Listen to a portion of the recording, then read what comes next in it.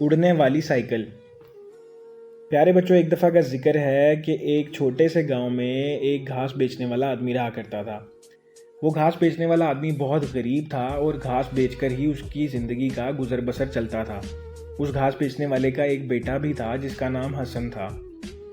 اس کا بیٹا بہت فرما بردار تھا اور وہ پڑھنے جایا کرتا تھا۔ اسکول کافی فاصلے پر تھا لیکن اس کے پاس سائیکل نہیں تھی، جبکہ اس کے باقی تمام دوستوں کے پاس سائیکل تھی اور اس کے دوست اس کو چڑھاتے ہوئے اسکول جایا کرتے تھے۔ وہ بہت مایوسی کے ساتھ سر جھکا کر اسکول جاتا تھا۔ ایک دن اس نے فیصلہ کیا کہ میں آج اپنے والد سے سائیکل کے بارے میں بات ضرور کروں گا۔ رات کو کھانا کھانے کے بعد وہ اپنے والد کے پاس بیٹھا اور ان سے مؤدبانہ گزارش کرنے لگا کہ آپ مجھے سائیکل لے ہی دیں۔ اس کے والد نے بہت مایوسی سے جواب دیا کہ ابھی ہمارے پاس پیسے نہیں ہیں، میں تمہیں کچھ مہینوں میں سائیکل لے دوں گا۔ اس کو بہت برا لگا کہ میں نے اپنے والد کو پریشان کر دیا۔ اس نے اپنے والد سے معافی مانگی اور وہاں سے جا کر سو گیا۔ جیسے ہی وہ سو گیا تو اس کے والد اور والدہ آپس میں بات کرنا شروع ہوئے کہ ہمارا بیٹا بہت اچھا ہے اور ہم اس کے لیے کچھ نہیں کر پا رہے۔ اس کے والد نے بہت مایوسی سے کہا کہ میں نے بہت کوشش کی لیکن میں کچھ نہیں کر پایا۔ اس کی والدہ نے اپنے گلے سے ہار اتارا اور اس کے والد کو دیا کہ آپ اس ہار کو بیچ کر میرے بیٹے کو سائیکل لے دیں، میں اس ہار کا کیا کروں گی اگر وہ مایوسی کے ساتھ زندگی گزارے گا۔ اس کے والد نے وہ ہار لے جا کر بیچ دیا۔ اس سے جتنے پیسے ان کو ملے اس سے وہ ایک پرانی سائیکل ہی لے سکے جو مشکل سے چلتی تھی۔ وہ سائیکل لے کر جب گھر پہنچے تو کچھ ہی دیر بعد ان کا بیٹا اسکول سے واپس آ گیا۔ جیسے ہی وہ اسکول سے واپس آیا تو وہ سائیکل کو دیکھ کر بہت خوش ہوا اور اگلے ہی دن سے وہ سائیکل پر جانا شروع ہو گیا۔ سائیکل پر جانا شروع ہوا تو کچھ ہی دن بعد سائیکل خراب ہو گئی اور راستے میں ایک دن اس کا چین ٹوٹ گیا۔ وہ چین ابھی لگا ہی رہا تھا کہ اس کو ایک آواز آئی جو کہ ندی سے آ رہی تھی۔ ندی میں ایک آدمی ڈوب رہا تھا اور وہ مدد کے لیے پکار رہا تھا۔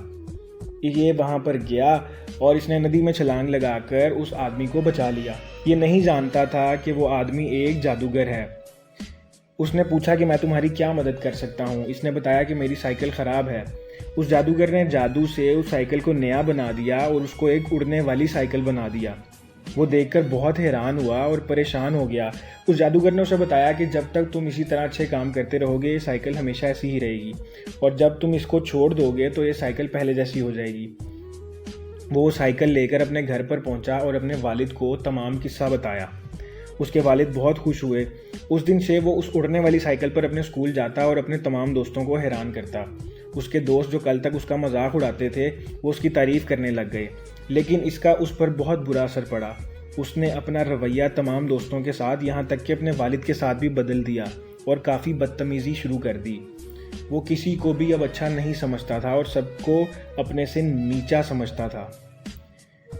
وہ جادوگر کی بات کو بھول گیا اور ایک دن ایسا ہی ہوا کہ اس نے کسی کے ساتھ بدتمیزی کی اور وہ جادو واپس چلا گیا۔ اس کی سائیکل پہلے کی طرح پرانی سائیکل بن گئی اور وہ اڑتی اڑتی نیچے زمین پر آ گری۔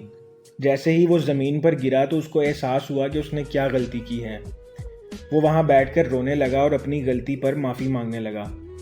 وہ بہت سمجھدار اور فرما بردار تھا۔ اس دن اس کو اپنی غلطی کا احساس ہوا۔ اس نے اپنی پرانی سائیکل کو واپس جا کر ٹھیک کیا اور اپنے والد سے بھی معافی مانگی کہ میں نے آپ کا بہت دل دکھایا ہے تو آپ مجھے معاف کر دیں، میں آج سے پیدل ہی جاؤں گا، یہ سائیکل آپ نے مجھے لے کر دی تھی، آپ اس کو استعمال کر سکتے ہیں۔